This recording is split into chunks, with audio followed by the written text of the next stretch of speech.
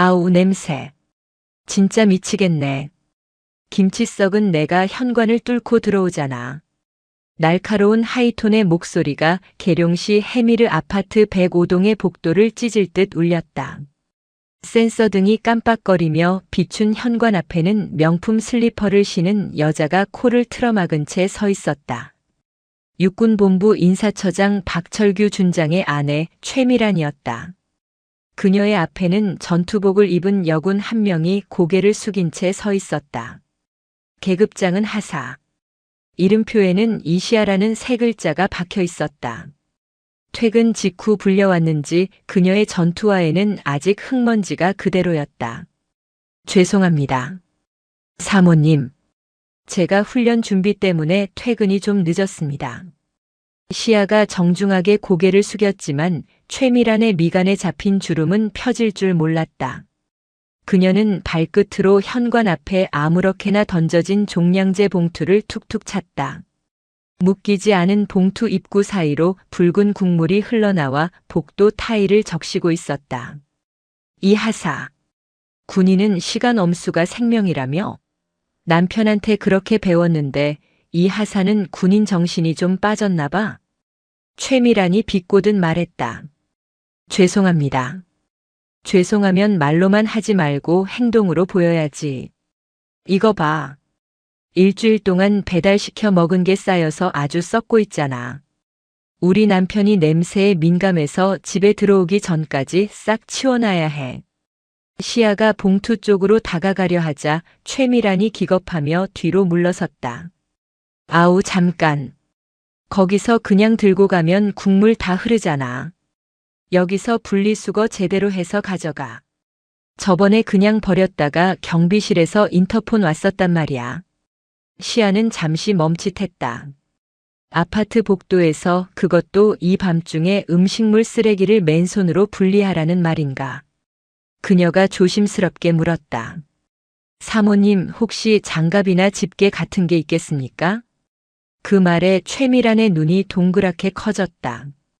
장갑? 어머, 얘 좀 봐. 지금 나보고 그 더러운 걸 찾으러 주방까지 다시 들어가라는 거야? 내가 비위가 약해서 그 냄새 맡으면 헛구역질이 올라온다니까? 군인이면 야전에서도 밥 먹고 다 한다면서 그깟 쓰레기가 뭐 대수라고 유난이야? 최미란은 팔짱을 끼며 턱으로 쓰레기 봉투를 가리켰다. 그냥 해. 손이야 씻으면 되지. 젊은 애가 융통성이 없어. 시아는 입술을 꽉 깨물었다. 거절할 수 없었다. 군대라는 계급사회 그리고 관사라는 폐쇄적인 공간에서 장군 사모의 말은 곧 법이었다. 특히 남편의 인사고과를 쥐고 흔드는 박 준장의 아내라면 더더욱 그랬다. 시아는 천천히 쪼그리고 앉았다. 훅 끼쳐오는 악취가 코를 찔렀다. 삭힌 홍어 냄새와 썩은 달걀 냄새가 뒤섞인 듯한 지독한 악취였다. 그녀는 떨리는 손을 뻗어 봉투 안을 헤집었다. 참자. 참아야 한다. 시아는 속으로 주문을 외웠다. 차갑고 미끈거리는 감촉이 손끝에 닿았다. 일주일 전 먹다 남은 마라탕 용기였다. 붉은 기름이 둥둥 뜬 플라스틱 용기를 꺼내려는데 그 밑에 깔려있던 치킨 뼈와 엉겨붙은 휴지 뭉치가 딸려 나왔다. 시아가 저도 모르게 헛구역질을 참느라 짧은 신음을 내뱉었다. 그러자 최미란이 기다렸다는 듯 혀를 찼다. 어머. 표정 관리 안 되는 것 좀 봐. 누가 보면 내가 억지로 시킨 줄 알겠네. 이 하사 자원봉사 점수 필요하다고 했잖아. 내가 그거 챙겨주려고 일부러 일거리 주는 건데 고마운 줄을 모르네. 자원봉사 점수. 말은 번지르르 했지만 실상은 노예 계약이나 다름없었다. 시아는 대꾸 없이 묵묵히 플라스틱 용기에 남은 국물을 옆에 있던 빈 페트병에 옮겨 담으려 애썼다. 하지만 용기 바닥이 찢어져 있었는지 붉은 마라탕 국물이 왈칵 쏟아지며 시아의 전투복 소매와 허벅지를 덮쳤다. 후두둑. 진한 기름때가 대한민국 육군 마크 위로 얼룩처럼 번졌다. 아. 시아가 당황하여 일어서려 하자 최미란이 날카롭게 소리쳤다. 야, 튀잖아.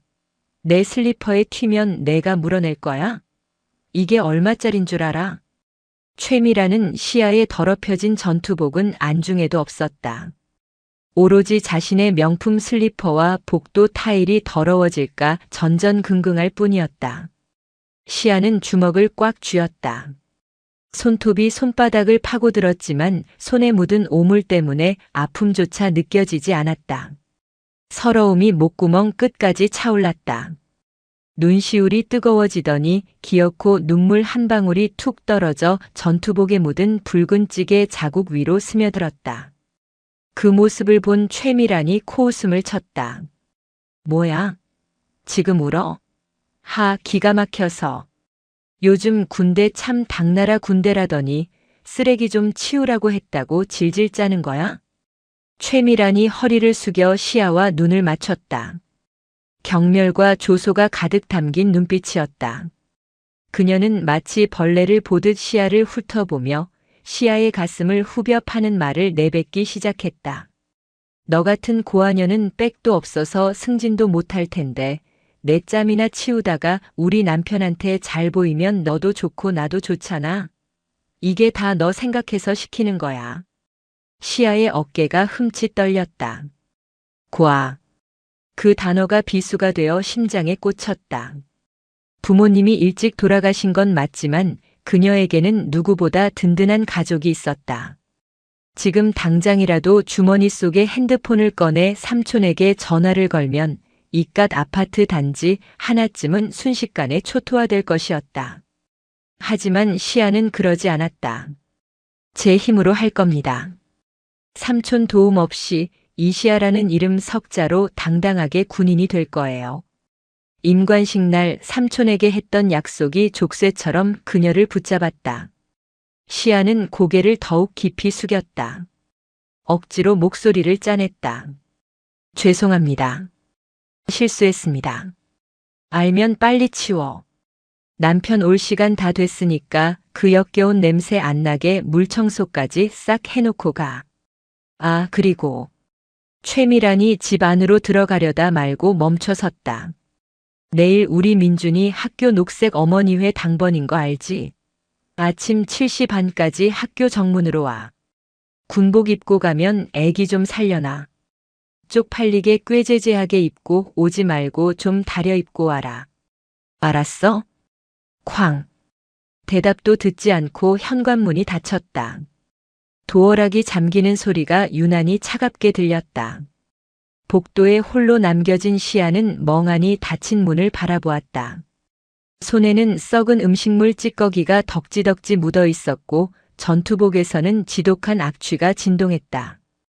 고아년. 백도 없는 게. 최미란의 목소리가 환청처럼 귓가를 맴돌았다.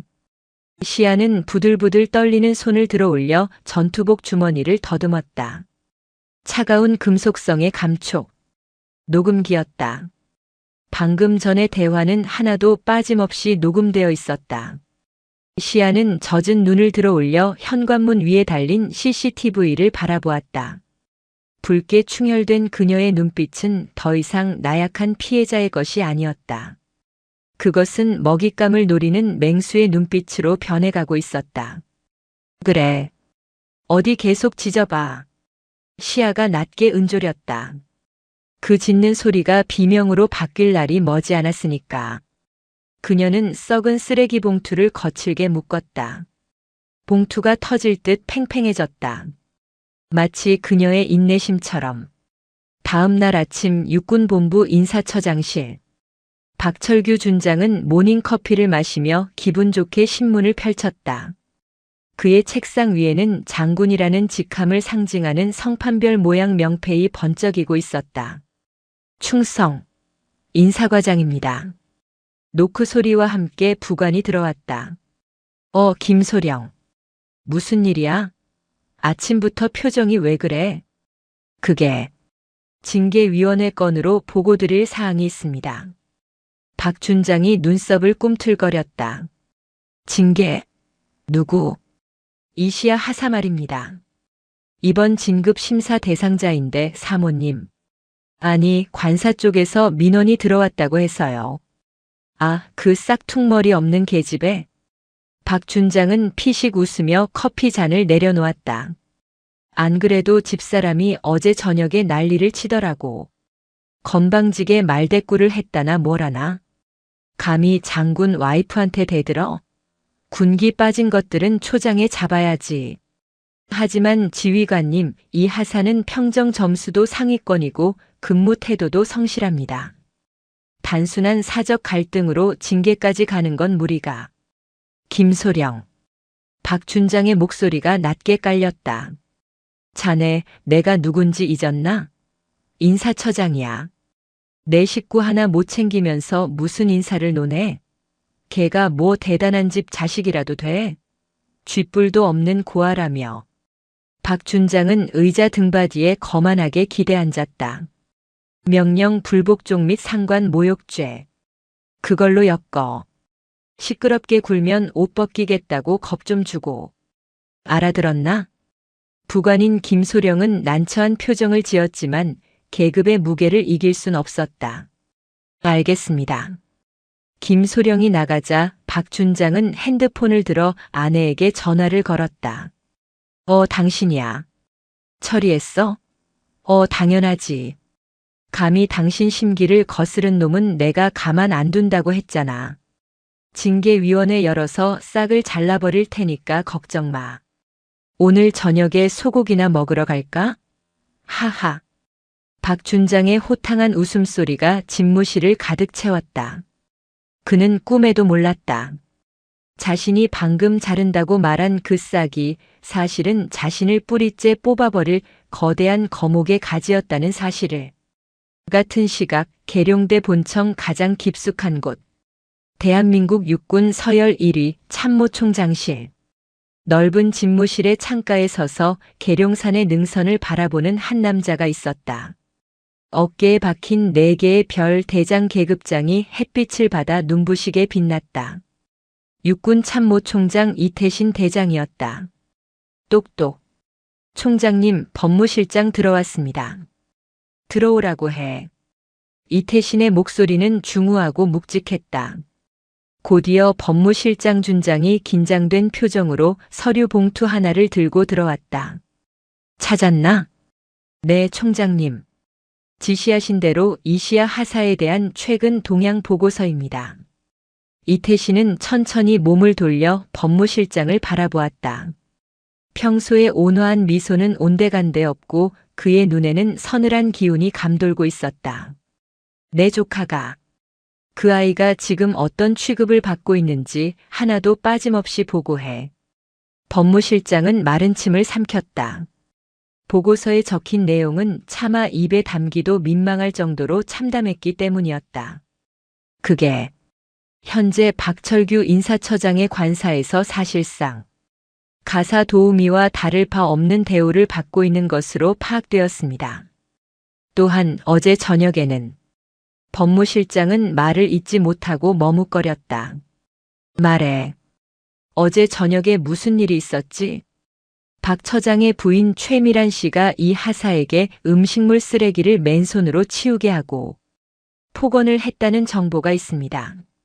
녹취 파일도 확보했습니다. 우직근.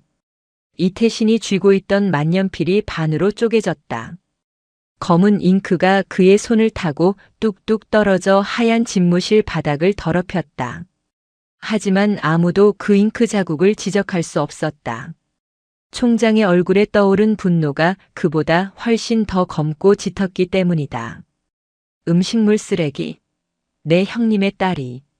그 고귀한 아이가 쓰레기를 뒤졌다고.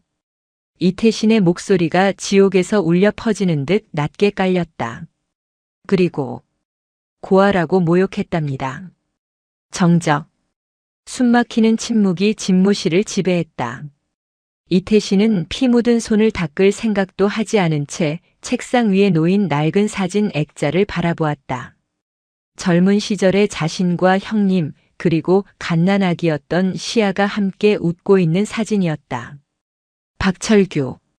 인사처장이라고 했나? 네, 그렇습니다. 감히 내 별을 건드렸군. 이태신이 자리에서 일어났다.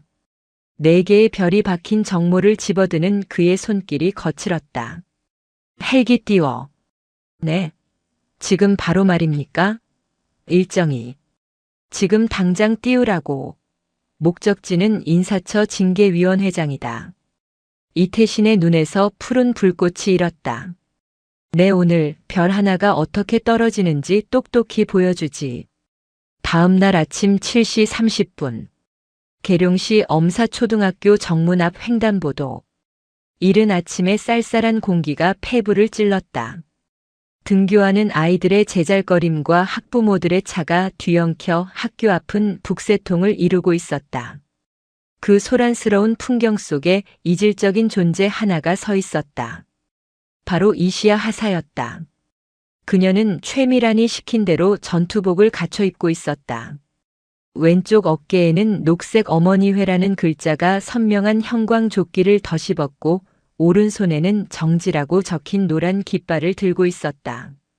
대한민국 육군 하사의 정복이 교통봉사조끼 아래에서 초라하게 구겨져 있었다. 어머, 저기 봐. 군인 아니야? 진짜네. 여자 군인이 왜 저기 서 있어? 누구 엄마 대신 나왔나 보네.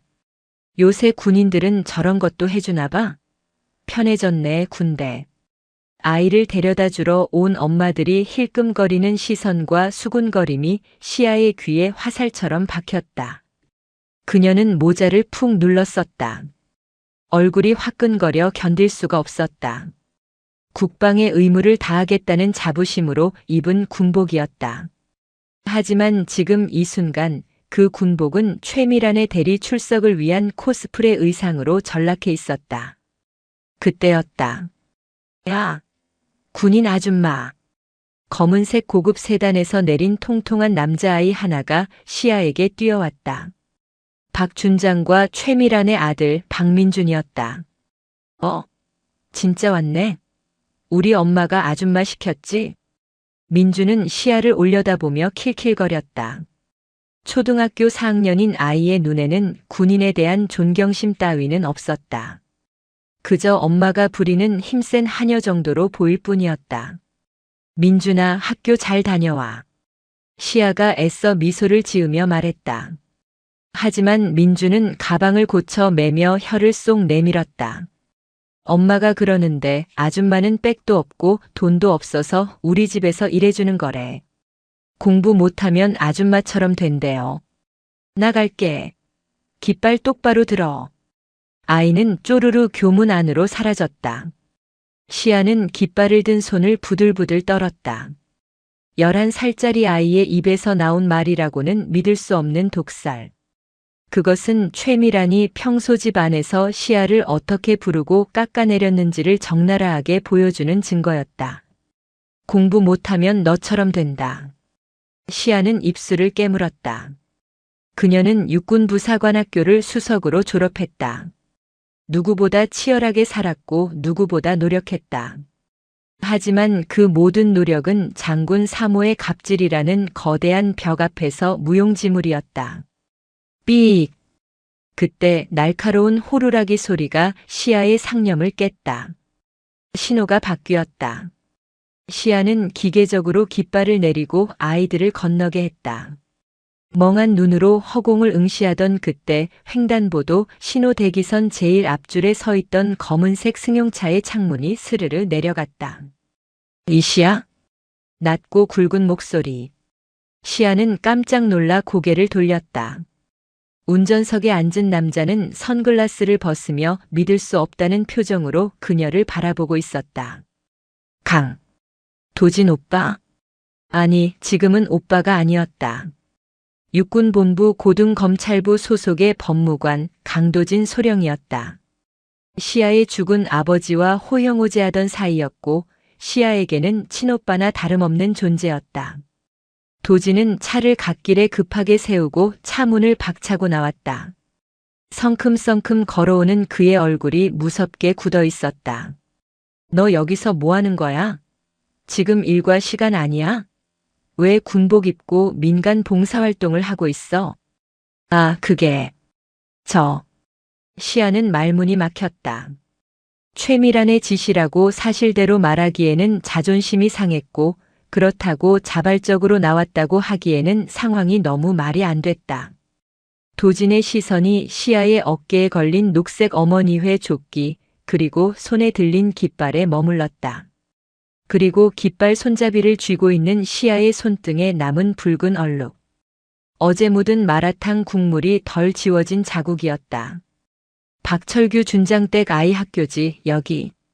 도진은 예리했다. 시아는 고개를 푹 숙였다. 그것이 긍정의 대답이었다. 아.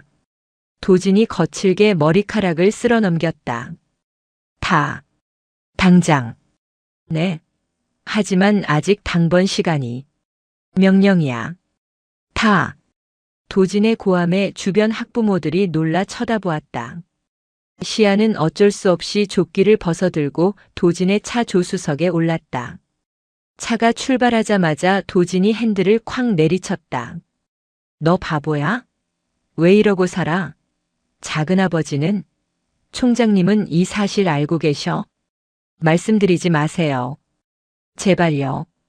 시아가 다급하게 도진의 팔을 잡았다. 삼촌 알면 부대 뒤집어져요. 저 제 힘으로 인정받고 싶어서 삼촌 정체 숨기고 임관한 거예요. 아시잖아요. 여기서 삼촌 힘 빌리면 전 진짜 평생 낙하산 소리 들어요. 인정? 야, 이시야. 이건 인정받는 과정이 아니라 착취당하는 거야. 장군 사모가 하사관을 사적인 심부름에 동원해. 그것도 근무 시간에. 이건 직권남용의 군형법 위반이야. 도진의 목소리가 차 안을 울렸다. 하지만 시아는 고개를 저었다. 증거가 필요해요. 확실하게 보내버릴 증거가. 시아는 주머니에서 녹음기를 꺼냈다. 어제 사모가 저한테 한 말이에요. 이거 말고도 많아요. 마트 심부름, 분리수거, 애들 숙제 대필. 다 모아놨어요. 도진은 갓길에 다시 차를 세우고 시아가 건넨 녹음기를 재생했다. 너 같은 고아녀는 백도 없어서 승진도 못할 텐데 내 짬이나 치우다가. 치지직거리는 잡음 섞인 최미란의 목소리가 차 안에 퍼졌다. 듣는 내내 도진의 얼굴이 불그락푸르락 변했다가 이내 차갑게 식어갔다. 법조인의 눈빛으로 변한 것이었다. 고아. 도진이 헛웃음을 터뜨렸다. 대한민국 육군 참모 총장의 조카한테 고아라고. 이 여자가 진짜 간이 배 밖으로 나왔구나. 도진은 녹음기를 시아에게 돌려주며 단호하게 말했다. 시아야. 참는 건 여기까지야. 더 참으면 그건 미덕이 아니라 방조야. 내가 삼촌 힘 빌리기 싫다면 법대로 해. 내가 도와줄게. 군 검찰 이름 걸고 이 여자랑 박 준장, 내가 박살 내준다. 그때 시아의 휴대폰이 울렸다. 발신자는 박철규 준장. 내 충성. 이시아 하사입니다. 야, 이 하사. 너 지금 어디야? 집사람한테 전화 왔는데 학교 앞에 없다며? 근무 시간에 땡땡이 치고 어디 갔어? 수화기 너머로 박 준장의 고함이 터져 나왔다. 옆에서는 최미란이 거봐, 제가 저렇다니까? 싹수가 노래. 라며 거드는 소리가 들렸다. 시아는 도진을 바라보았다. 도진이 고개를 끄덕였다. 이제 시작하라는 신호였다. 시아는 깊게 숨을 들이마셨다. 그리고 난생 처음으로 수화기를 향해 또박또박 말했다. 박철규 준장님, 지금은 일과 시간입니다. 저는 군인으로서 부대 업무 복귀하겠습니다. 사모님의 개인적인 용무는 앞으로 수행할 수 없음을 말씀드립니다. 뭐? 야, 너 지금 뭐라 그랬어? 너 미쳤어? 너 지금 어딘데? 부대로 복귀 중입니다. 끊겠습니다. 뚝. 전화를 끊는 시아의 손이 가늘게 떨렸다. 하지만 그녀의 눈빛은 그 어느 때보다 선명하게 빛나고 있었다. 잘했어. 도진이 다시 시동을 걸었다. 엔진 소리가 맹수처럼 그르렁거렸다. 가자. 전쟁터로. 부대에 복귀하자마자 기다리고 있는 것은 폭풍이었다. 인사처 사무실 문을 열고 들어서는 순간 싸늘한 정적이 흘렀다. 동료 부사관들은 시야의 눈을 피하며 바쁘게 일하는 척했고 장교들은 쑥덕거리며 그녀를 힐끔거렸다. 이미 소문이 퍼진 모양이었다. 이 하사가 사모님 지시를 무시하고 도망쳤다더라. 하극상이다라는 말도 안 되는 헛소문이. 이시야 하사. 행보관이 굳은 표정으로 다가왔다. 인사처장님 호출이다. 단독 군장으로 오라시는데. 단독 군장. 그것은 단순한 면담이 아니라 징계를 전제로 한 문책이라는 뜻이었다. 시야는 올 것이 왔음을 직감했다. 처장실에 들어서자 박철규 준장은 다리를 책상 위에 올린 채 삐딱하게 앉아 있었다. 그의 옆에는 감찰 장교가 팔짱을 끼고 서 있었다. 왔냐? 고문관. 박 준장이 담배를 비벼 끄며 말했다. 너 아침에 전화 끊고 아주 기세등등하더라. 뭐? 개인적인 용무. 야, 상관의 가족을 돌보는 것도 군인의 임무 중 하나야. 그걸 몰라? 군인 복무규율 어디에도 상관의 개인적인 심부름을 하라는 조항은 없습니다. 시야가 흐트러짐 없는 자세로 대답했다. 박 준장의 눈썹이 꿈틀했다. 말대꾸 꼬박꼬박 하는 것 봐라. 너 내 마누라가 시킨 게 억울해? 그게 그렇게 힘들어? 너 같은 흙수저가 우리 집안이랑 연닿으면 콩고물이라도 떨어질까 싶어서 기회를 준 건데 배은 망덕도 유분수지. 박 준장은 서류 뭉치를 시야의 발치에 집어 던졌다. 종이들이 흩날리며 바닥에 깔렸다. 징계위원회 회부 서류다. 죄목은 항명, 상관 모욕, 근무지 이탈. 그리고 박 준장이 비릿하게 웃었다. 품위 유지 위반. 어제 저녁에 관사복도에서 음식물 쓰레기 엎지르고 난동 피웠다며? 주민들이 불안해서 못 살겠다고 민원을 아주 빗발치게 넣었어. 거짓말이었다. 민원을 넣은 사람은 오직 최미란 한 명뿐일 터였다. 하지만 이 좁은 부대에서 일스타의 말은 곧 사실이 되었다. 징계 수위는 파면은 좀 그렇고 강제 전역이나 정직 3개월 정도면 되겠네. 옷 벗고 나가서 치킨이나 튀겨라. 아, 너는 백도 없어서 가게 차릴 돈도 없나? 박 준장과 감찰 장교가 낄낄거렸다. 시야는 주먹을 꽉 쥐었다. 수치심이 전신을 휘감았지만 그녀는 고개를 들었다. 징계위원회 받겠습니다. 하지만 저는 잘못한 게 없습니다. 소명하겠습니다. 소명? 하하. 그래 해봐. 심사위원이 누구 편인지 한번 보자고. 3일 뒤 사단 대회의실. 징계위원회가 열렸다. 공기는 무거웠고 창밖에는 먹구름이 잔뜩 끼어 있었다. 긴 테이블 중앙에는 박철규 준장의 입김이 닿은 대령과 중령들이 심사위원으로 앉아 있었다. 이시야 하사는 피고인석에 홀로 앉아 있었다. 그녀의 맞은편에는 증인으로 출석한 최미란이 앉아 있었다.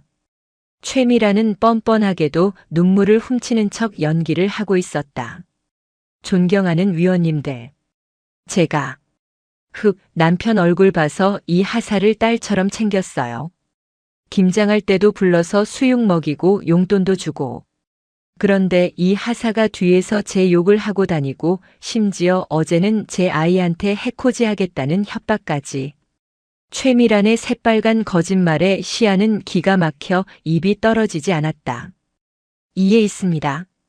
변호인석에 앉은 강도진 소령이 벌떡 일어났다. 증인은 지금 허위 사실을 진술하고 있습니다. 이시야 하사가 협박했다는 증거가 있습니까? 강소령 앉아. 위원장인 참모장이 귀찮다는 듯 손을 저었다. 사모님이 그렇다면 그런 거지. 무슨 증거 타령이야? 그리고 강소령, 자네는 군 검찰이면서 왜 하사 나부랭이 변호를 자처해? 할 일이 그렇게 없어. 이건 부당한 갑질에 대한 재판입니다. 피고인은 피해자입니다. 시끄러워. 감히 여기가 어디라고 목소리를 높여. 참모장이 책상을 쾅 내리쳤다. 이시야 하사. 너 때문에 부대 기강이 엉망이야. 사모님이 너한테 쓰레기 좀 버려달라고 한 게 그렇게 큰 죄야? 어른이 시키면 네 하고 하는 게 예의 아니야? 가정교육을 어떻게 받았길래? 또다시 가정교육, 부모 이야기였다. 시아의 눈빛이 싸늘하게 가라앉았다. 더 이상 참을 이유가 없었다. 가정교육. 시아가 자리에서 천천히 일어났다. 그녀의 돌발 행동에 위원들이 웅성거렸다. 방금 제 가정교육을 운운하셨습니까? 뭐야? 너 지금 반항하냐? 제 아버지는 군인이셨습니다. 국가에 충성하고 불의에 타협하지 말라고 가르치셨습니다. 그리고 제 삼촌께서도 항상 말씀하셨습니다. 군복은 권력자의 하녀복이 아니라 국민을 지키는 수의라고요. 삼촌? 풋야. 내 삼촌이 뭐 동네 슈퍼 아저씨라도 되냐? 어디서 훈계질이야? 최미란이 코웃음을 치며 끼어들었다. 너 같은 근본 없는 애들이 꼭 없는 집안 자랑을 하더라. 그래서? 내 그 대단하신 삼촌이 와서 구해준다니? 오라고 해봐. 와서 내 앞에서 무릎이라도 꿇어보라고 해. 박 준장도 거들었다. 이 하사 마지막 경고다. 지금이라도 내 아내한테 무릎 꿇고 빌면 강제 전역은 면하게 해주마. 자존심 세우지 말고 기어. 그게 내가 살 길이야. 시아는 고개를 저었다. 그리고 품 안에서 휴대폰을 꺼냈다. 아니요. 저는 빌지 않습니다. 그리고 시아의 시선이 창밖을 향했다. 멀리서부터 공간을 찢는 듯한 거대한 굉음이 들려오고 있었다. 두두두두두두두. 헬기 소리였다. 그것도 한 대가 아니었다. 창문이 덜덜 떨릴 정도의 진동이 회의실을 덮쳤다. 뭐야? 무슨 소리야? 위원들이 당황하여 창가로 몰려갔다. 그들의 얼굴이 순식간에 경악으로 물들었다. 저거. 연병장 상공에 검은색 헬기가 선회하고 있었다. 기체 옆면에 새겨진 마크. 별 4개. 육군 참모총장의 헬기였다. 그리고 그 뒤를 이어 헌병대 차량 수십 대가 사이렌을 울리며 본청 건물을 포위하고 있었다. 성판? 사성? 박 준장의 입이 떡 벌어졌다. 담배를 피우던 손이 사시나무 떨듯 떨렸다. 최미라는 영문을 모른 채 눈만 깜빡였다. 여보, 저게 뭐야? 누가 온 거야? 그때 회의실 문이 쾅 하고 부서질 듯 열렸다. 전원 기립. 헌병대장의 우렁찬 고함과 함께 무장한 헌병들이 회의실 안으로 들이닥쳐 길을 텄다. 그리고 그 길 끝에서 한 남자가 걸어 들어왔다. 대한민국 육군의 정점. 이태신 대장이었다. 회의실 안의 공기가 순식간에 얼어붙었다. 숨소리조차 낼 수 없는 압도적인 위압감. 이태신 대장은 아무 말 없이 뚜벅뚜벅 걸어 들어왔다. 그의 군화 소리가 마치 사형 선고처럼 울렸다. 그의 뒤에는 육군본부 법무실장과 감찰단장이 수행하고 있었다. 총장님. 박철규 준장이 허둥지둥 달려나가 경례를 붙였다. 모자가 비뚤어진 줄도 모르고 허리는 90도로 꺾여 있었다. 충성. 육군본부 인사처장 준장 박철규. 총장님의 방문을 환영하. 치워. 이태신은 박 준장의 경례를 받지 않았다. 아니, 그를 벌레 보듯 지나쳤다. 박 준장은 민망함과 공포에 질려 손을 내리지도 못한 채 굳어버렸다. 이태신의 시선은 오직 한 사람, 피고인석에 서 있는 이시야 하사에게 고정되어 있었다. 그녀의 낡은 전투복, 그리고 그 위에 묻은 희미한 얼룩들을 본 이태신의 눈가가 파르르 떨렸다. 시아야. 이태신이 낮고 부드러운 목소리로 불렀다. 그 한마디에 회의실에 있던 모든 사람의 심장이 덜컥 내려앉았다. 시야, 이름을 부른다고. 총장이 일개 하사의 이름을. 삼촌. 시야의 눈에서 참았던 눈물이 왈칵 쏟아졌다. 그동안 겪었던 서름, 모멸감, 그리고 안도감이 뒤섞인 눈물이었다. 그녀는 비틀거리며 이태신에게 다가갔다. 이태신은 와락 시야를 끌어안았다. 천하를 호령하는 장군의 품이 아닌 그저 조카가 안쓰러워 미치겠는 아버지의 품이었다. 늦어서 미안하다. 내 새끼 많이 힘들었지. 이태신이 시야의 등을 토닥였다. 그리고 천천히 고개를 돌려 좌중을 둘러보았다. 방금 전까지의 따뜻함은 사라지고 그곳에는 모든 것을 태워버릴 듯한 분노의 화신만이 남아있었다. 박철규. 예. 총장님. 자네 부인은 어디 있나? 박준장은 덜덜 떨며 구석에 쭈그리고 앉아있는 최미란을 가리켰다. 최미란은 사태 파악이 덜 된 상태였지만 남편이 저렇게 비굴하게 구는 것을 보고 본능적으로 공포를 느끼고 있었다. 이태신이 천천히 최미란에게 다가갔다. 자네가 내 조카에게 고하라고 했나? 네. 조카라니요? 이 하사가? 최미란의 얼굴이 백지장처럼 하얗게 질렸다. 대답해. 내 죽은 형님의 딸이자 이 이태신의 하나뿐인 핏줄인 이 아이에게. 고아? 빽이 없어. 이태신의 호통이 회의실을 뒤흔들었다. 최미란은 다리에 힘이 풀려 바닥에 주저앉았다. 아니, 저는 몰랐습니다. 그냥 없는 집 자식인 줄 알고. 아니, 그게 아니라. 저는 그냥 좀 가르치려고. 가르쳐? 식모살이 시키는 게 가르치는 건가? 썩은 쓰레기 뒤지게 하는 게 군인의 교육인가? 이태신은 법무실장에게 손짓했다. 강도진 소령이 들고 있던 녹음기를 받아들었다. 재생 버튼을 누르자 최미란의 천박한 목소리가 회의실 전체에 쩌렁쩌렁 울려 퍼졌다. 너 같은 고아녀는 빽도 없어서 승진도 못할 텐데. 내 짬이나 치우다가. 그 적나라한 증거 앞에 박준장과 최미란은 변명할 말조차 잃었다.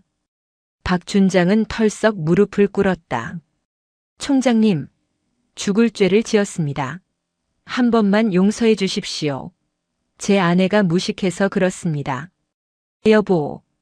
최미란이 남편을 쳐다봤지만 박준장은 아내를 노려보며 소리쳤다. 다 너 때문이야. 내가 그렇게 조심하라고 했는데. 서로를 물어뜯는 추악한 꼴을 보며 이태신은 차갑게 돌아섰다. 감찰단장. 예, 총장님. 박철규 준장, 지금 이 시각부로 보직 해임한다. 그리고 직권남용, 뇌물수수, 인사청탁 등 털어서 먼지 하나라도 나오면 모조리 군법 회부해. 계급장 떼고 이등병으로 불명예 전역시키게. 예, 알겠습니다. 그리고 저 여자. 이태신이 최미란을 가리켰다. 민간인이지만 군 시설 내에서 군인을 모욕하고 강요한 죄, 그리고 내 조카에 대한 명예훼손. 민형사상 물을 수 있는 모든 책임을 물어. 내 변호인단 전원을 투입해서라도 평생 감옥에서 반성하게 만들어. 살려주세요. 총장님, 제가 미쳤었어요. 시야. 아니, 이 하사님, 잘못했어요. 최미란이 시야의 군화 발을 붙잡고 오열했지만 시야는 차갑게 발을 뺐다. 사모님.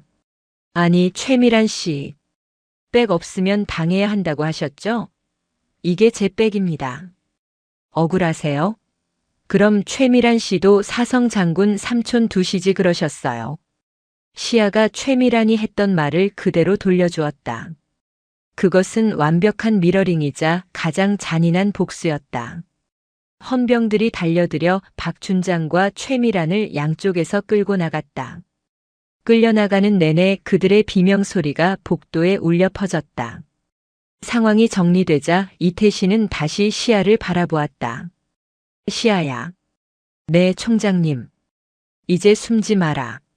너는 내 자랑스러운 조카이자 대한민국 육군의 훌륭한 부사관이다. 이 삼촌이 내 뒤에 항상 서 있겠다. 이태신이 자신의 별 4개가 박힌 성판 옆에 시야를 세웠다. 그리고 징계위원들을 향해 말했다. 이 자리에 있는 모든 위원들 방조제로 징계위원회 회부될 준비들 하게. 대령과 중령들이 사색이 되어 고개를 숙였다. 일주일 뒤 뉴스 화면에는 장군 부부의 갑질, 육군 참모총장 조카 건드려 패가망신이라는 자막이 대문짝만하게 실렸다. 국민들은 통쾌했고 군 내부에서는 자정의 바람이 불었다. 박철규는 이등병으로 강등되어 불명예 전역 후 연금 한 푼 받지 못한 채 쫓겨났고 최미라는 구속되어 징역형을 선고받았다. 그들이 살던 관사에서는 매일같이 채권자들의 고함이 들린다는 소문이 돌았다. 그리고 육군본부 연병장. 화창한 햇살 아래 이시야 하사의 표창 수여식이 열렸다. 상장. 하사 이시야. 위 군인은 투철한 군인 정신으로 불의에 굴하지 않고 군 내부의 부조리를 척결하는 데 앞장섰으므로 이태신 대장이 직접 시야의 가슴에 표창장을 수여했다. 시야는 정복을 입고 늠름하게 경례를 올렸다. 충성. 수고했다. 내 딸. 이태신이 작게 속삭이며 시야를 안아주었다. 수많은 카메라 플래시가 터졌다. 다음 날 조간신문 일면에는 참모총장과 여군 하사가 환하게 웃으며 마주보는 사진이 실렸다. 그 사진의 제목은 이러했다. 계룡대의 가장 빛나는 별 그리고 그녀를 지키는 4개의 별. 시야는 이제 더 이상 누군가의 하녀도 백없는 고아도 아니었다. 그녀는 스스로 빛나는 군인이었다. 계룡대 헌병단군 사경찰 조사실 1호. 철제 책상 하나와 의자 2개가 놓인 삭막한 공간에 박철규 준장이 앉아 있었다. 불과 몇 시간 전까지만 해도 인사처장실에서 다리를 꼬고 부하들을 호령하던 그의 어깨에는 이제 계급장 대신 수갑찬 손목만이 떨리고 있었다. 하지만 그의 눈빛은 아직 죽지 않았다. 아니, 정확히 말하면 상황 파악을 못하고 있었다. 야, 수사관, 물 안 가져와? 내가 누군지 몰라? 나 박철규야. 인사처장이라고. 총장님이 잠시 오해하셔서 화나신 건데 너희들이 이렇게 막대해도 될 것 같아? 박철규는 책상을 쾅쾅 내리쳤다. 사성 장군인 총장이 직접 지시한 사안이라도 군대 내부의 라인과 정치로 어떻게든 무마할 수 있다고 믿는 눈치였다.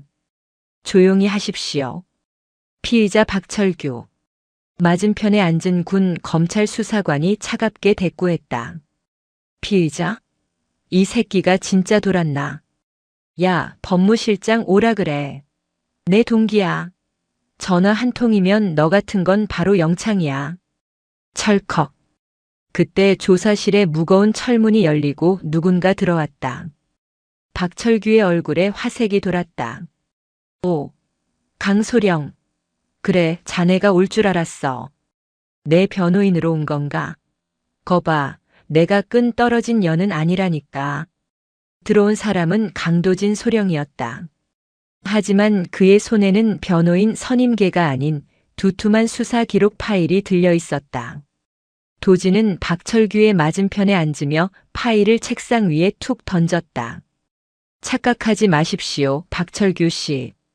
저는 당신 변호인이 아니라 이번 사건의 주임 검사로 들어왔습니다. 뭐라고? 주임 검사? 내가? 네. 총장님께서 특별 지시하셨습니다. 먼지 한 톨 남기지 말고 탈탈 털어라. 그래서 제가 맡았습니다. 당신과 최미란 씨가 이시야 하사에게 저지른 만행들 제가 제일 잘 아니까요. 도진의 눈빛이 서늘하게 빛났다. 박철규는 그제야 등골이 오싹해짐을 느꼈다. 강도진은 군 내에서도 미친 개로 불리는 원칙주의자였다. 한 번 물면 절대 놓지 않는 독종.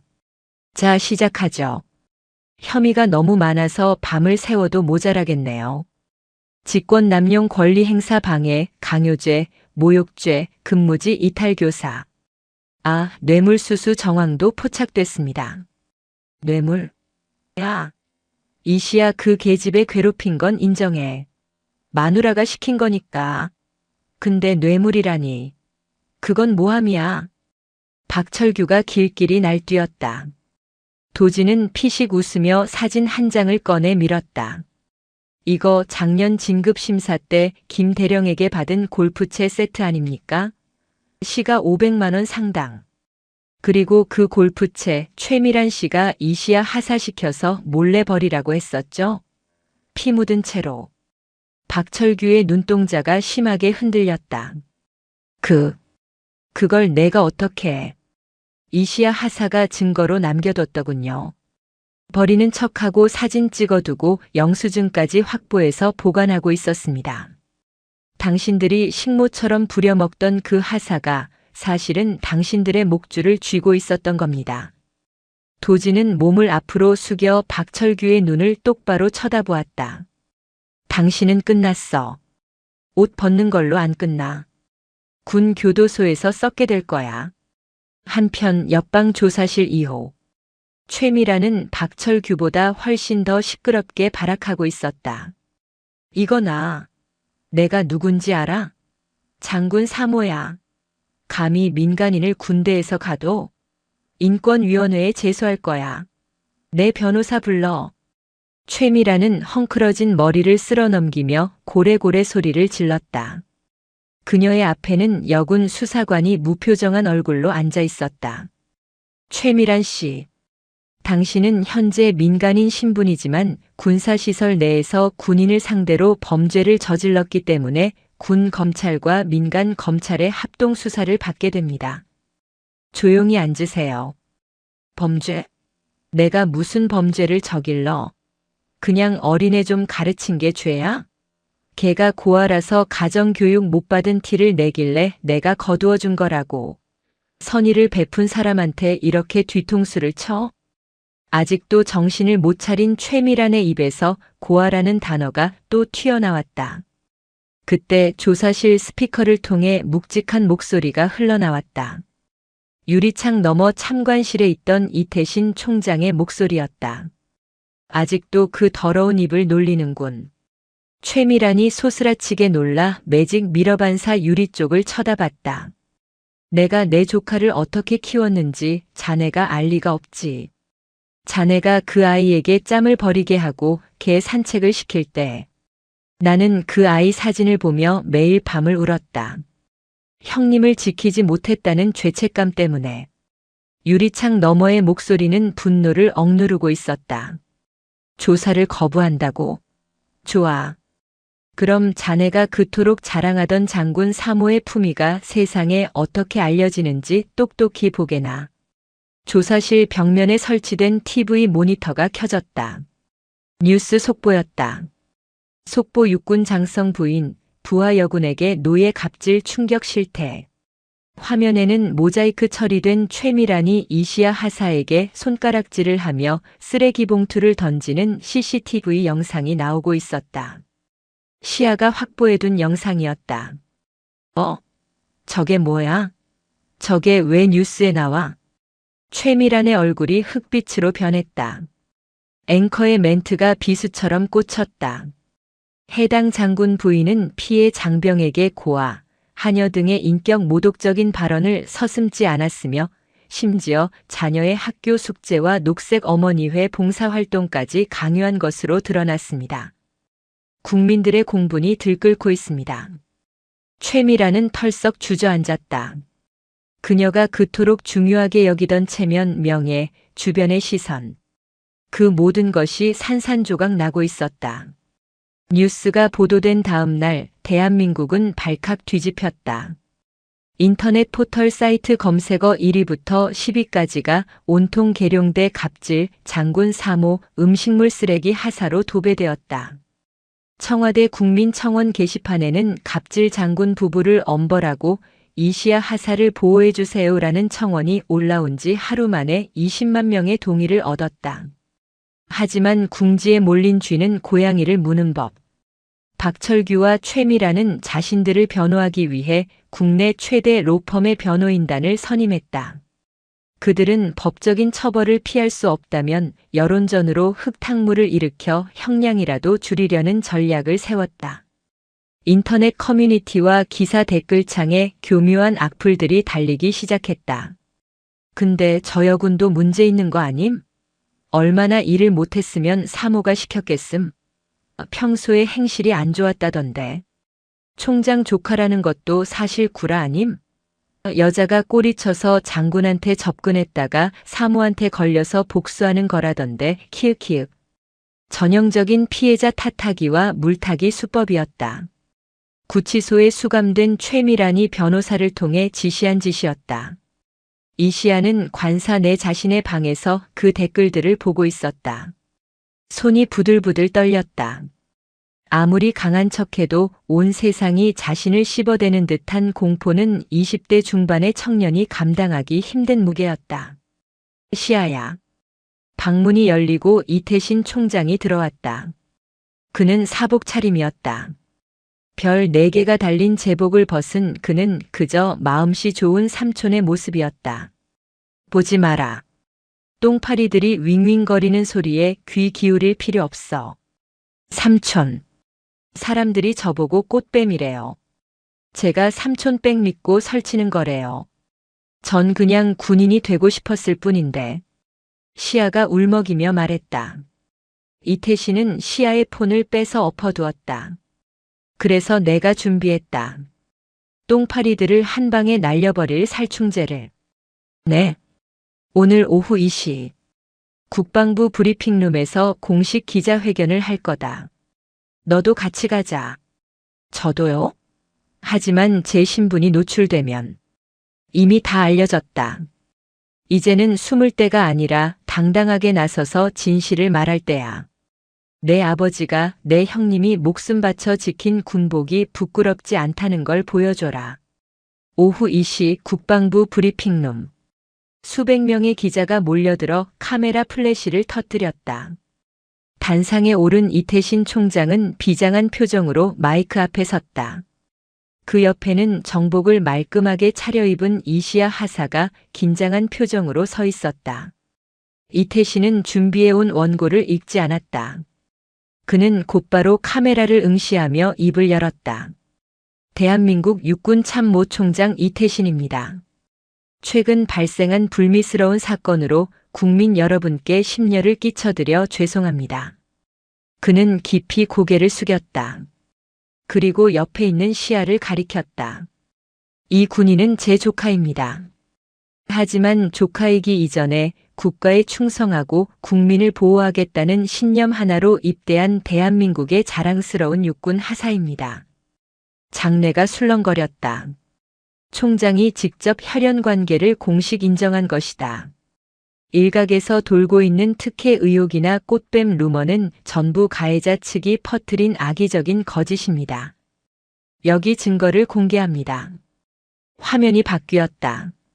강도진 소령이 준비한 자료였다. 최미란이 흥신소 직원에게 돈을 입금하며 인터넷에 이 하사 욕 좀 써줘라고 지시한 통화 녹취록, 그리고 댓글 조작 정황이 담긴 문자 메시지 캡처본이 대형 스크린에 띄워졌다.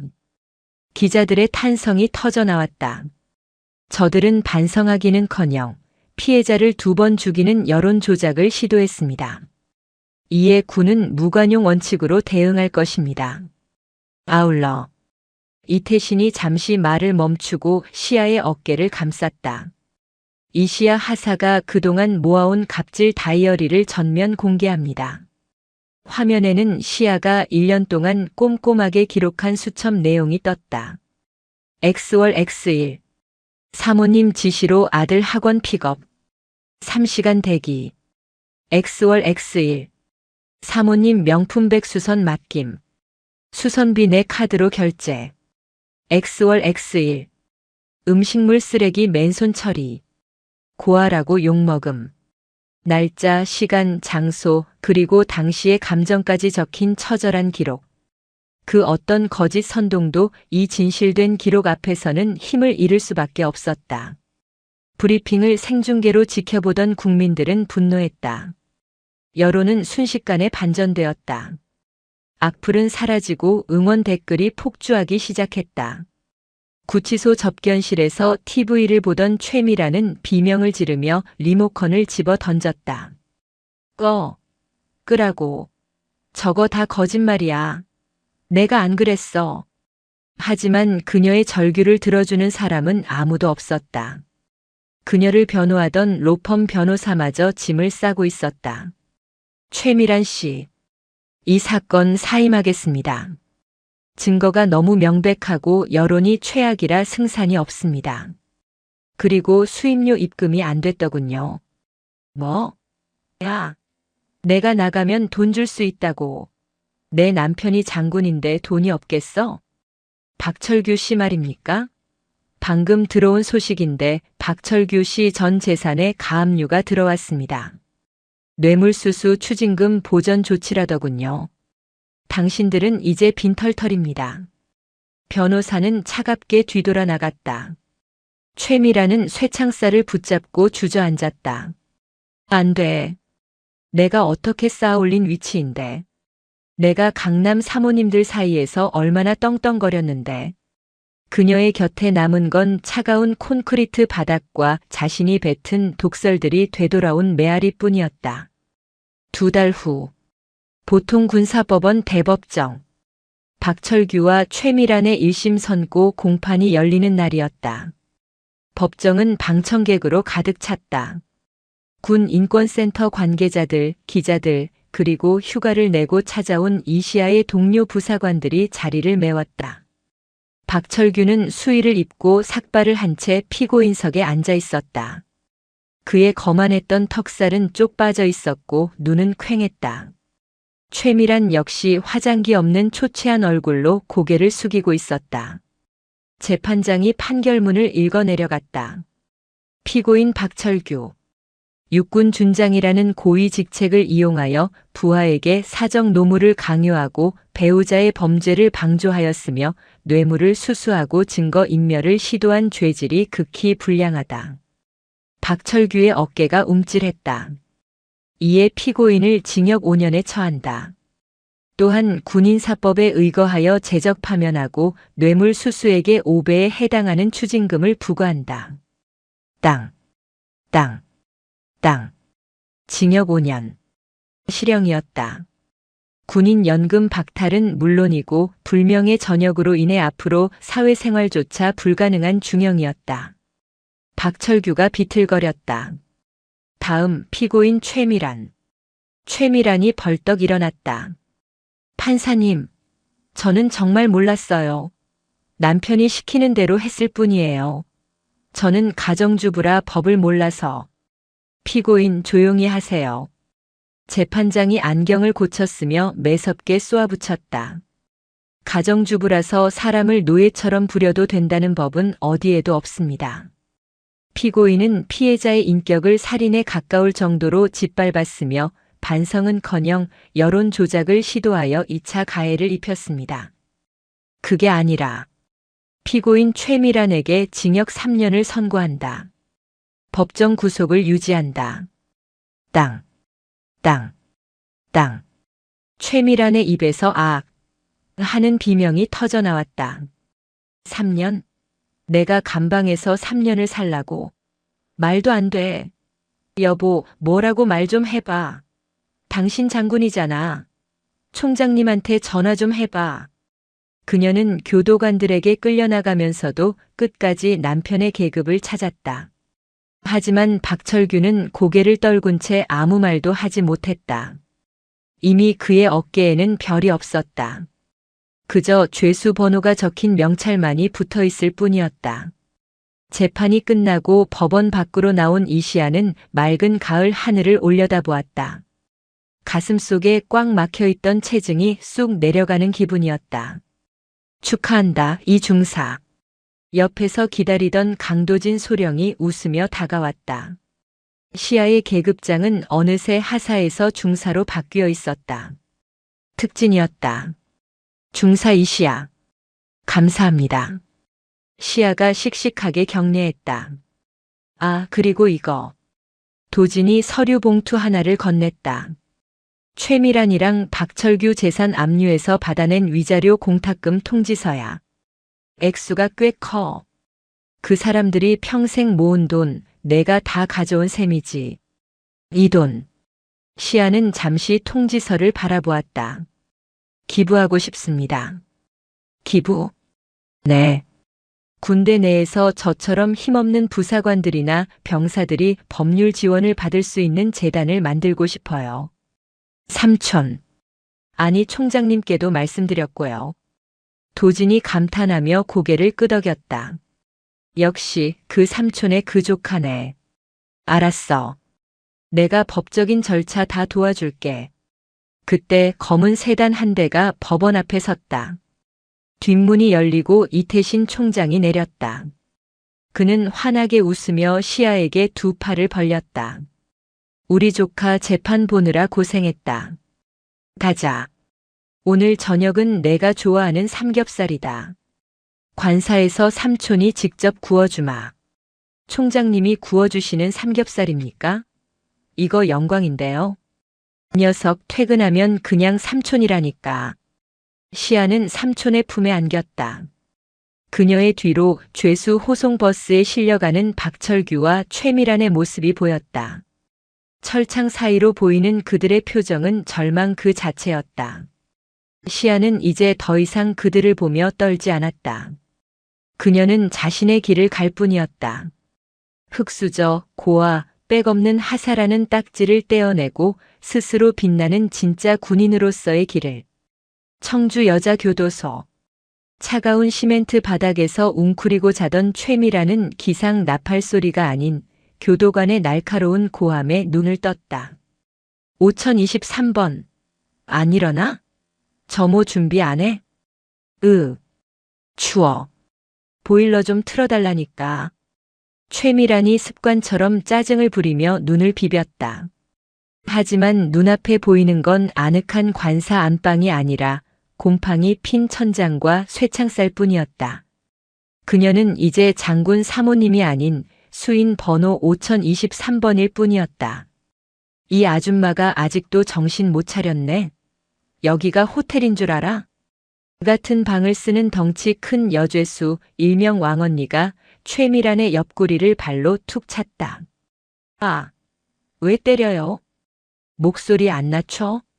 사모님 놀이하고 싶으면 내 남편한테 면회나 오라고 해. 아, 맞다. 내 남편도 간방 같지? 거지는 빈손으로 면회도 못 온다며? 방 안에 있던 다른 죄수들이 킬킬거렸다. 최미란의 얼굴이 붉어졌다. 횡령과 사기 전과가 있는 방장 왕언니는 최미란이 들어온 첫날부터 그녀를 담당하고 있었다. 5023번. 오늘 당번이지? 화장실 청소해. 내가 그걸 어떻게 해? 난 집에서도 청소 안 했어. 이시야. 아니, 식모 부르던 사람이라고. 식모? 아직도 꿈꾸냐? 여기선 내가 식모야. 동작 안 빨라? 왕언니가 눈을 부라리자 최미라는 겁에 질려 고무장갑을 끼었다. 그녀가 그토록 이시야 하사에게 시키던 일이었다. 최미라는 냄새나는 재래식 변기 앞에 쭈그리고 앉았다. 역한 암모니아 냄새가 코를 찔렀다. 구역질이 올라왔다. 문득 지난날의 기억이 스쳐 지나갔다. 아우 냄새나. 김 하사가 좀 치워줘. 자신이 이시아에게 했던 말, 멸시하던 눈빛, 더럽다며 피하던 행동들. 그것들이 부메랑이 되어 정확히 자신의 등 뒤에 꽂히고 있었다. 솔질을 하던 최미란의 손등 위로 굵은 눈물방울이 떨어졌다. 변기 물에 섞인 눈물은 아무런 동정도 받지 못했다. 그녀는 자신이 뱉은 침을 자신이 핥아야 하는 지옥 속에 갇혀 있었다. 한편 같은 시각 계룡대. 이시야 중사는 더 이상 의기소침한 피해자가 아니었다. 그녀는 당당한 교관이 되어 있었다. 신임 하사들을 교육하는 집체 교육장. 단상의 선 시아의 눈빛은 매서웠다. 주목. 군인은 계급으로 말하지만 인격은 계급장이 만들어주지 않는다. 그녀의 목소리에 수십 명의 신임 부사관이 숨을 죽였다. 나 역시 한때 부당한 지시에 침묵했던 적이 있다. 하지만 침묵은 해결책이 아니다. 여러분이 입은 군복은 누군가의 하인이 되기 위해 입은 게 아니라 국가와 국민을 지키기 위해 입은 것이다. 알겠나? 예, 알겠습니다. 우렁찬 대답이 강당을 울렸다. 교육이 끝나고 나오자 복도에서 기다리던 강도진 소령이 박수를 쳤다. 오, 이시야 중사. 카리스마가 장난 아닌데? 호랑이 교관 다 됐어. 놀리지 마십시오. 다 검사님이. 아니, 오빠가 도와준 덕분 아닙니까? 시아가 쑥스러운 듯 웃었다. 두 사람 사이의 기류는 사건 이후 미묘하게 변해 있었다. 전우애와 썸 사이, 그 간질간질한 경계선. 오늘 시간 있어? 재단 설립 문제로 변호사들이랑 미팅 있는데 이사장님이 빠지면 안 되지. 이사장님. 그것은 시아의 새로운 직함이었다. 박철규와 최미란에게서 받아낸 거액의 배상금 전액을 출연해 만든 군 인권보호재단 별빛의 이사장이 바로 이시아였다. 네, 가야죠. 그 돈 10원 한 장도 허투루 쓰면 안 되니까요. 그 사람들 피눈물로 만든 돈이잖아요. 시아의 눈이 단단하게 빛났다. 그녀는 복수를 넘어 자신과 같은 또 다른 피해자가 생기지 않도록 시스템을 만들고 있었다. 그것이야말로 진정한 승리였다. 계절이 바뀌어 관사 단지에도 벚꽃이 흩날리는 봄이 왔다. 박철규 준장이 살던 105동 관사는 비워진 지 오래였다. 그곳을 지나갈 때마다 사람들은 손가락질하거나 혀를 찼지만 시아에게는 이제 아무런 감흥도 주지 않는 낡은 건물일 뿐이었다.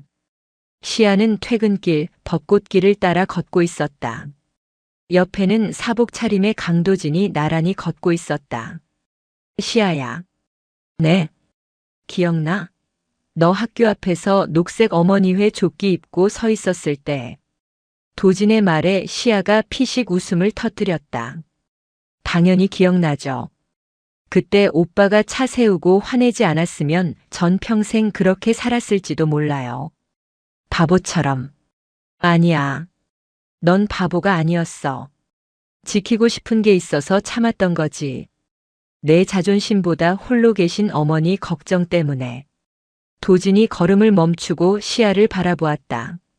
벚꽃잎 하나가 시아의 어깨 견장 위에 사뿐히 내려앉았다.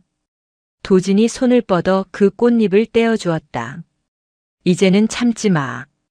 그리고 혼자 짐 짊어지지도 말고. 도진의 손길이 시아의 어깨에 잠시 머물렀다. 따뜻했다. 총장님 조카라서가 아니라 이시아라서. 내가 너 지켜주고 싶어. 예전부터 그랬고 앞으로도 그러고 싶다. 직설적인 고백. 법정에서 피고인들을 몰아붙이던 냉철한 검사의 모습은 온데간데 없고 귀까지 빨개진 한 남자만이 서 있었다. 시아의 심장이 쿵쿵 뛰었다. 그녀는 잠시 도진을 바라보다가 환하게 웃으며 대답했다. 지켜주는 건 됐어요. 전 제 몸 제가 지킬 수 있거든요. 특공 무술 2단인 거 아시죠? 도진이 당황하며 눈을 깜빡이자 시아가 한 발짝 다가서며 덧붙였다. 대신 같이 걸어주는 건 좋아요. 혼자 걷기엔 이 길이 좀 심심했거든요. 시아가 도진의 손을 먼저 잡았다. 거칠지만 따뜻한 군인의 손. 도진의 얼굴에 안도와 환희의 미소가 번졌다. 두 사람은 맞잡은 손을 놓지 않고 벚꽃 터널을 걸어갔다. 멀리서 그 모습을 지켜보던 검은 세단 안에서 이태신 총장이 흐뭇한 미소를 짓고 있었다. 총장님 가서 아는 척 안 하십니까? 운전병의 질문에 이태신은 고개를 저었다. 아니 나더라. 젊은 것들 노는데 낀 세대가 끼면 주책이지. 그나저나 강소령 저 녀석 내 조카 눈에서 눈물 나게 하면 바로 영창 보낼 준비나 하라고 해. 예. 알겠습니다. 이태신의 농담에 차 안에는 웃음꽃이 피었다. 시아에게는 이제 든든한 삼촌뿐만 아니라 평생을 함께할 동반자까지 생겼다. 그녀의 인생에 찾아온 완벽한 봄이었다. 그날 밤 시아는 어머니에게 전화를 걸었다. 엄마, 나야. 응, 잘 지내지. 엄마, 나 이제 진짜 괜찮아. 승진도 했고 좋은 사람도 만났어. 응, 삼촌이 소개해준 건 아니고. 옛날부터 알던 오빠. 나중에 한번 데려갈게. 전화를 끊은 시아는 책상 위에 놓인 액자를 바라보았다. 임관식 날 돌아가신 아버지와 함께 찍은 사진, 그리고 최근의 삼촌, 도진과 함께 찍은 사진이 나란히 놓여 있었다. 과거의 아픔은 사진 속에 박제되었고 현재의 행복은 그녀의 피부에 닿아 있었다. 시아는 더 이상 악몽을 꾸지 않았다. 1년 후 육군본부 대강당. 수백 명의 내외빈과 장병들이 참석한 가운데 성대한 행사가 열리고 있었다. 제1회군 인권상 시상식. 단상 중앙에는 이시아 재단 이사장이라는 명패가 놓여 있었다. 중사 제복을 입은 시아는 1년 전보다 훨씬 더 성숙하고 단단해진 모습으로 마이크 앞에 섰다. 오늘 이 상을 받으시는 분들은 계급의 위력 앞에서도 굴하지 않고 전우의 인권을 지킨 용기 있는 영웅들입니다. 시아가 시상자 호명을 마치자 객석에서 뜨거운 박수가 쏟아졌다. 맨 앞줄에는 이태신 총장이, 그 옆에는 이제 남편이 될 준비를 하고 있는 강도진 중령 진급 예정자에 앉아 시아를 바라보며 박수를 치고 있었다. 행사가 끝나고 리셉션장. 이태신 총장이 샴페인 잔을 들고 시아에게 다가왔다. 우리 조카, 이제 군복보다 정장이 더 잘 어울리는데? 이러다 전역하고 정치하겠다고 하는 거 아니냐? 에이, 삼촌도 참. 저는 뼛속까지 군인입니다. 이 제복 입고 정년까지 채울 겁니다. 삼촌보다 더 높은 별 탈 때까지요. 허허, 그래. 꿈은 크게 가져야지. 내 별 4개 내가 다 가져가라. 이태신이 호탕하게 웃었다. 그때 도진이 다가와 시아의 허리를 감쌌다. 총장님, 시아 별 달려면 멀었습니다. 일단 저부터 좀 챙겨주십시오. 장가갈 미처는 마련해야 하지 않겠습니까? 이 녀석이 벌써부터 줄을 서? 자네는 시아 눈에 눈물 안 나게 하는 게 진급 심사 1순위야. 명심해. 세 사람의 웃음소리가 연회장에 퍼졌다. 그 시각 저 멀리 떨어진 어느 지방 소도시의 쪽방촌. 출소한 박철규는 일용직 노동판을 전전하며 하루 벌어 하루 먹고 살고 있었다. 장군 출신이라는 자존심은 흙먼지 속에 파묻힌 지 오래였다. 그는 편의점 앞 평상에 앉아 소주를 들이키다가 가게 유리창에 붙은 신문 기사를 보았다. 이시아 중사, 군 인권의 새로운 역사를 쓰다. 육군 참모총장과 함께. 신문 속 시야는 눈부시게 빛나고 있었다. 박철규는 떨리는 손으로 신문 기사를 어루만지다 씁쓸하게 구겨진 종이컵을 바닥에 던졌다. 젠장. 별은 하늘에 있어야 빛나는 건데. 내가 땅바닥에 있는 돌멩이인 줄도 모르고. 그는 비틀거리며 어둠 속으로 사라졌다. 다시는 빛을 보지 못할 영원한 어둠 속으로. 다시 리셉션장. 시아는 잠시 테라스로 나와 밤하늘을 올려다보았다. 계룡산 위로 수많은 별이 쏟아질 듯 반짝이고 있었다. 무슨 생각해? 어느새 따라 나온 도진이 시아의 어깨에 재킷을 걸쳐주었다. 그냥요. 옛날 생각. 1년 전만 해도 저 별들이 참 멀게만 느껴졌거든요. 감히 쳐다볼 수도 없는 무섭고 차가운 존재들. 시아가 도진을 보며 미소 지었다. 그런데 이제는 아니에요. 저 별들 다 제 편인 것 같아요. 그럼 내가 가장 빛나는 별인데 내 주위를 도는 위성들이야 우리는. 도진이 시아의 이마에 가볍게 입을 맞추었다. 가자. 주인공이 없으면 파티가 안 끝나. 네, 가요. 시아는 도진의 손을 잡고 빛이 쏟아지는 연회장 안으로 발걸음을 옮겼다. 그녀의 발걸음 하나하나가 당당했다. 더 이상 누군가의 백이 필요 없는 스스로 빛을 내는 항. 계룡대에 숨겨진 별은 이제 숨겨지지 않았다. 그녀는 세상 밖으로 나와 가장 높은 곳에서 가장 따뜻하게 빛나고 있었다.